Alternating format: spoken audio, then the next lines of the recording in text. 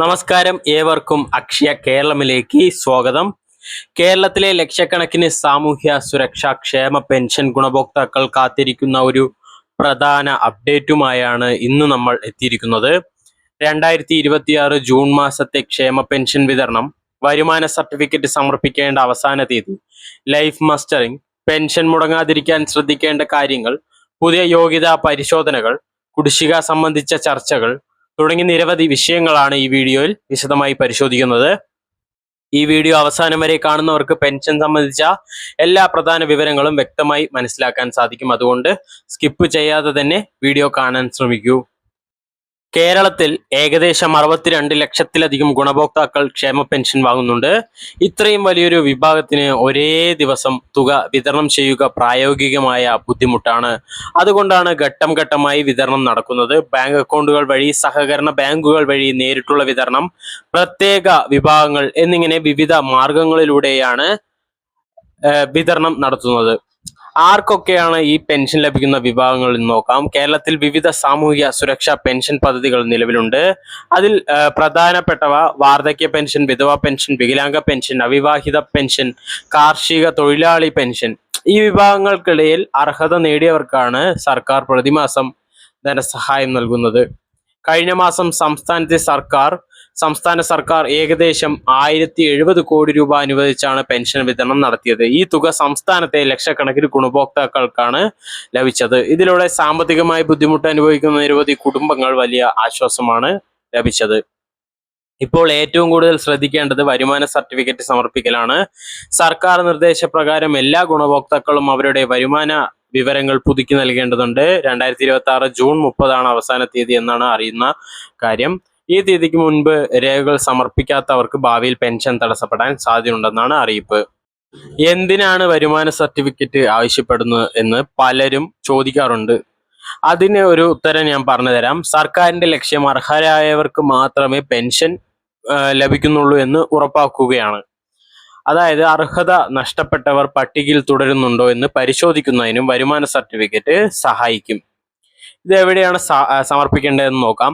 ഗുണഭോക്താക്കൾക്ക് 2 മാർഗങ്ങളുണ്ട്. ഒന്ന്, സോഷ്യൽ സെക്യൂരിറ്റി പെൻഷൻ പോർട്ടൽ വഴി ഓൺലൈനായിട്ട് അപേക്ഷിക്കാം. രണ്ടാമത്തെ മാർഗം, സമീപത്തെ അക്ഷയ കേന്ദ്രങ്ങളിൽ പോയി രേഖകൾ നൽകാം. പലർക്കും ഓൺലൈൻ നടപടികൾ പരിചയമില്ലാത്തതിനാൽ അക്ഷയ കേന്ദ്രങ്ങൾ ഉപയോഗിക്കുന്നതായിരിക്കും എളുപ്പം. ആദ്യമേ വരുമാന സർട്ടിഫിക്കറ്റ് സമർപ്പിച്ചവർ സമർപ്പിക്കേണ്ട ആവശ്യം വരുന്നില്ല. രേഖകൾ സമർപ്പിക്കാത്തവർക്ക് എന്ത് സംഭവിക്കുമെന്ന് നോക്കാം. വരുമാന സർട്ടിഫിക്കറ്റ് സമർപ്പിക്കാത്തവരുടെ പെൻഷൻ ഉടൻ നിർത്തുമെന്നില്ല.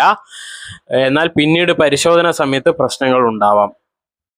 അതുപോലെ തന്നെ അതിനാൽ ഈ അവസാന തീയതി ഉണ്ട്, 30 തീയതിക്കുള്ളിൽ മുൻപ് രേഖകൾ നൽകുന്നത് നിർബന്ധമായും ശ്രദ്ധിക്കേണ്ട കാര്യമാണ്. ഇനി ലൈഫ് മസ്റ്ററിംഗ്. പെൻഷൻ വാങ്ങുന്നവർക്ക് ഏറെ പരിചിതമായ ഒരു നടപടിയാണ് ലൈഫ് മസ്റ്ററിംഗ്. ഗുണഭോക്താവ് ജീവനോടെ ഉണ്ടെന്നും ഇപ്പോഴും അർഹത നിലനിൽക്കുന്നുണ്ടെന്നും ഉറപ്പാക്കാൻ നടത്തുന്ന നടപടിയാണിത്. മസ്റ്ററിംഗ് പൂർത്തിയായവർ ശ്രദ്ധിക്കുക. ലൈഫ് മസ്റ്ററിംഗ് പൂർത്തിയാക്കാത്തവരുടെ പെൻഷൻ പിന്നീട് തടസ്സപ്പെടാൻ സാധ്യതയുണ്ട്. അതിനാൽ ഓരോ ഗുണഭോക്താവും തങ്ങളുടെ മസ്റ്ററിംഗ് സ്റ്റാറ്റസ് പരിശോധിക്കണം. പെൻഷൻ പോർട്ടൽ വഴി, അക്ഷയ കേന്ദ്രം വഴി, തദ്ദേശ സ്ഥാപനങ്ങൾ വഴി സ്റ്റാറ്റസ് പരിശോധിക്കാൻ നമുക്ക് സാധിക്കുന്നതാണ്. ഇനി ബാങ്ക് അക്കൗണ്ട് വിവരങ്ങൾ പ്രധാനമായും പരിശോധിക്കേണ്ടത് അനിവാര്യമാണ്. പെൻഷൻ ലഭിക്കാത്തവരിൽ ചിലർക്ക് ബാങ്ക് അക്കൗണ്ട് വിവരങ്ങളിലെ പ്രശ്നങ്ങളായിരിക്കും കാരണം. അതിനാൽ ബാങ്ക് അക്കൗണ്ട് സജീവമാണോ, ആധാർ ബന്ധിപ്പിച്ചിട്ടുണ്ടോ, മൊബൈൽ നമ്പർ ശരിയാണോ എന്നിവയെല്ലാം പരിശോധിക്കേണ്ടത് അനിവാര്യമാണ്. സോഷ്യൽ മീഡിയയിൽ നിരവധി വ്യാജ വാർത്തകൾ പ്രചരിക്കുന്നുണ്ട്. ഇന്ന് തന്നെ 5000 രൂപ ലഭിക്കും, എല്ലാവരും അധിക തുക അനുവദിച്ചു. ഇത്തരത്തിലുള്ള വാർത്തകൾ ഔദ്യോഗിക സ്ഥിരീകരണമില്ലാതെ വിശ്വസിക്കരുത്. ഇനി കുടിശ്ശിക സംബന്ധിച്ചിട്ടുള്ള കാര്യം നോക്കാം. നിരവധി ഗുണഭോക്താക്കൾ ചോദിക്കുന്ന മറ്റൊരു ചോദ്യമാണ് കുടിശ്ശിക പെൻഷൻ. നിലവിൽ കുടിശ്ശിക സംബന്ധിച്ച് ഔദ്യോഗിക പ്രഖ്യാപനം വന്നിട്ടില്ല. എന്നാൽ സർക്കാർ സാമ്പത്തിക സ്ഥിതി മെച്ചപ്പെടുത്തുന്നതനുസരിച്ച് ഭാവിയിൽ തീരുമാനങ്ങൾ ഉണ്ടാകുമെന്ന പ്രതീക്ഷ പലർക്കുമുണ്ട്. 60 വയസ്സ് കഴിഞ്ഞവർക്ക് പ്രത്യേക ആനുകൂല്യങ്ങളുണ്ട്. അതിൽ കേരളത്തിലും കേന്ദ്ര സർക്കാരിൻ്റെയും വിവിധ പദ്ധതികളിലൂടെ മുതിർന്ന പൗരന്മാർക്ക് നിരവധി ആനുകൂല്യം ലഭിക്കുന്നുണ്ട്. ഒന്നാമത് പെൻഷൻ പദ്ധതികൾ, ആരോഗ്യ പദ്ധതികൾ, യാത്രാ ഇളവുകൾ, ക്ഷേമനിധി ആനുകൂല്യങ്ങൾ, ഇവയെക്കുറിച്ചുള്ള പുതിയ അറിവുകൾ വന്നാൽ പ്രത്യേകം ഞങ്ങൾ വീഡിയോ ചെയ്യുന്നതാണ്. ഇനി അതുപോലെ തന്നെ ഗുണഭോക്താക്കൾ ഇപ്പോൾ ചെയ്യേണ്ട 10 കാര്യമുണ്ട്. ഒന്നാമത്തെ കാര്യമാണ് പെൻഷൻ സ്റ്റാറ്റസ് പരിശോധിക്കുക, അതുപോലെ വരുമാന സർട്ടിഫിക്കറ്റ് സമർപ്പിക്കുക, ലൈഫ് മസ്റ്ററിംഗ് പൂർത്തിയാക്കുക, ബാങ്ക് അക്കൗണ്ട് പരിശോധിക്കുക, ആധാർ ലിങ്ക് ചെയ്തിട്ടുണ്ടോ എന്ന് ഉറപ്പാക്കുക, മൊബൈൽ നമ്പർ അപ്ഡേറ്റ് ചെയ്യുക, അക്ഷയ കേന്ദ്രങ്ങളിൽ ആവശ്യമായ വിവരങ്ങൾ ചോദിക്കുക, അതുപോലെ തന്നെ വ്യാജ വാർത്ത ഒഴിവാക്കുക, ഔദ്യോഗിക അറിയിപ്പുകൾ മാത്രം വിശ്വസിക്കുക. കുടുംബാംഗങ്ങളെയും നിങ്ങളുടെ ഈ കാര്യങ്ങൾ അറിയിക്കേണ്ടത് അനിവാര്യമായിട്ടുള്ള കാര്യമാണ്. അതുപോലെ തന്നെ ഇനി ഏറ്റവും പ്രധാനപ്പെട്ട ഒരു ചോദ്യമുണ്ട്, ജൂൺ മാസത്തെ പെൻഷൻ എപ്പോൾ ലഭിക്കുമെന്നുള്ളത്. കേരളത്തിലെ സാമൂഹിക സുരക്ഷാ പെൻഷൻ ഗുണഭോക്താക്കൾ ഏറ്റവും കൂടുതൽ ചോദിക്കുന്ന ചോദ്യമാണ്, ജൂൺ മാസത്തെ ക്ഷേമ പെൻഷൻ എപ്പോൾ ലഭിക്കുമെന്നുള്ളത്. നിലവിൽ ലഭ്യമായ വിവരങ്ങൾ പ്രകാരം ജൂൺ മാസത്തെ പെൻഷൻ വിതരണം ജൂൺ 25 മുതൽ ആരംഭിക്കുമെന്നാണ് പ്രതീക്ഷിക്കുന്നത്. കഴിഞ്ഞ മാസമായ മെയ് 25-നാണ് വിതരണം ആരംഭിച്ചത്. അതേ മാതൃകയിൽ തന്നെ ആയിരിക്കണം ജൂൺ മാസത്തെയും വിതരണം നടക്കാൻ സാധ്യത എന്നാണ് പ്രതീക്ഷിക്കുന്നത്.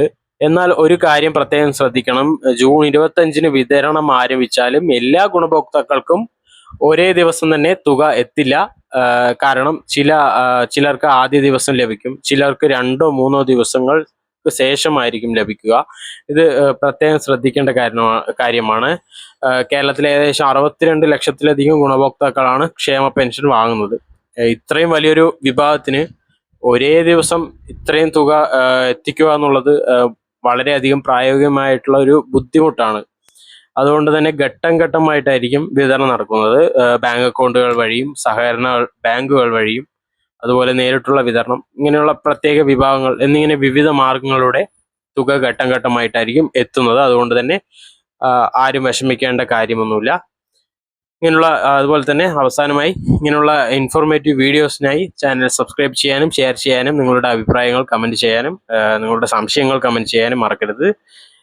ഇതുപോലുള്ള ഇൻഫോർമേറ്റീവ് വീഡിയോസിനായി സബ്സ്ക്രൈബ് ചെയ്യാനും ഷെയർ ചെയ്യാനും ബെല്ലൈക്കൻ എനേബിൾ ചെയ്യാനും മറക്കരുത്. നന്ദി, നമസ്കാരം.